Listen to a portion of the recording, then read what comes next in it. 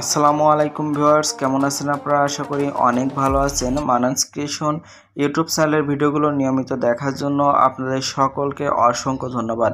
আজকের এই ভিডিওতে আমি আপনাদের সাথে ঈদ-উল-ফিতরের একটা অরাজনৈতিক পোস্টার শেয়ার করব। তবে এটাকে অরাজনৈতিক পোস্টারও বলা যায় না, কেননা এটা কাউন্সিলর বা মেম্বারদের জন্য একটা পোস্টার। যেহেতু কাউন্সিলর এবং মেম্বার কোনো রাজনৈতিক দলের না, তার কারণে এটাকে আমরা অরাজনৈতিক পোস্টার বলে বিবেচনা করতে পারি। তো এই পোস্টারটার প্রজেক্ট ফাইল বা পিএলপি ফাইল সংগ্রহ করতে হলে সম্পূর্ণ ভিডিওটা মনোযোগ সহকারে দেখতে হবে, কেননা সম্পূর্ণ ভিডিও জুড়ে থাকছে 3টা পাসওয়ার্ড। এই 3টা পাসওয়ার্ড ভিডিওর বিভিন্ন অংশে ডান দিকে একটা একটা করে কিছুক্ষণ পর পর 1 সেকেন্ডের জন্য উঠবে।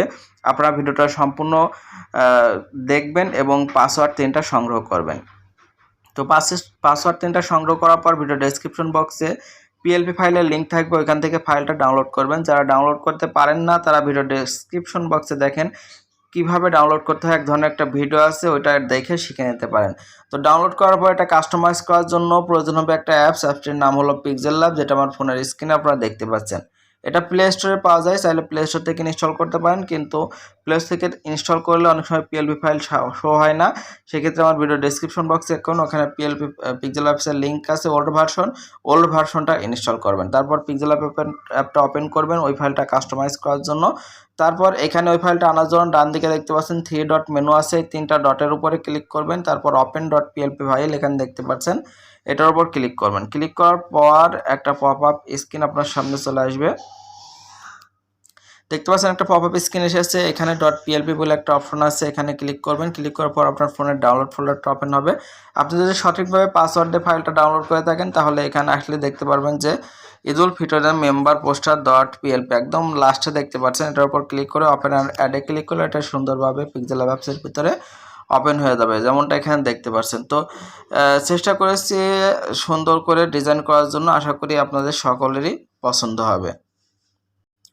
তো যেহেতু এটা একটা রাজনৈতিক পোস্টার, এখানে শুধুমাত্র এই ছবি এবং নাম পরিবর্তন করা ছাড়া তেমন কিছুই নাই। তো নাম পরিবর্তন করা খুবই ইজি, জাস্ট নামের উপর ডাবল ক্লিক করবেন, এই নামটা কেটে দিবেন, আপনার নাম লিখবেন বা আপনার এলাকায় কাউন্সিলর বা মেম্বার যে আছে তার নাম লিখবেন। যদিও এটা আমি কাউন্সিলরের জন্য তৈরি করেছি, আপনারা মেম্বার বা এটা সাধারণ ব্যক্তিবর্গের জন্য ব্যবহার করতে পারবেন, একটু কাস্টমাইজ করে নিতে হবে।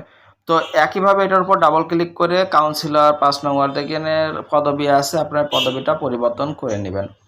তো এরপর দেখাবো এই ছবিটা কিভাবে পরিবর্তন করবেন। ছবি পরিবর্তন করার জন্য প্লাস অপশন থেকে ফ্রম গ্যালারি থেকে আপনার ব্যাকগ্রাউন্ড রিমুভ করা একটা ইমেজ আনতে হবে। আপনি যদি না জেনে থাকেন কিভাবে ফটো ব্যাকগ্রাউন্ড রিমুভ করতে হয়, সেক্ষেত্রে আমার ভিডিও ডেসক্রিপশন বক্স চেক করেন, ওখানে ভিডিও লিঙ্ক প্রোভাইড করা আছে কিভাবে ফটো ব্যাকগ্রাউন্ড রিমুভ করতে হয় 30 সেকেন্ডে, ওটা দেখে শিখে নিতে পারেন। আমার অলরেডি ব্যাকগ্রাউন্ড রিমুভ করা একটা ফটো ছিলাম, সেখান থেকে ইম্পোর্ট করে এখানে বসিয়ে দিলাম।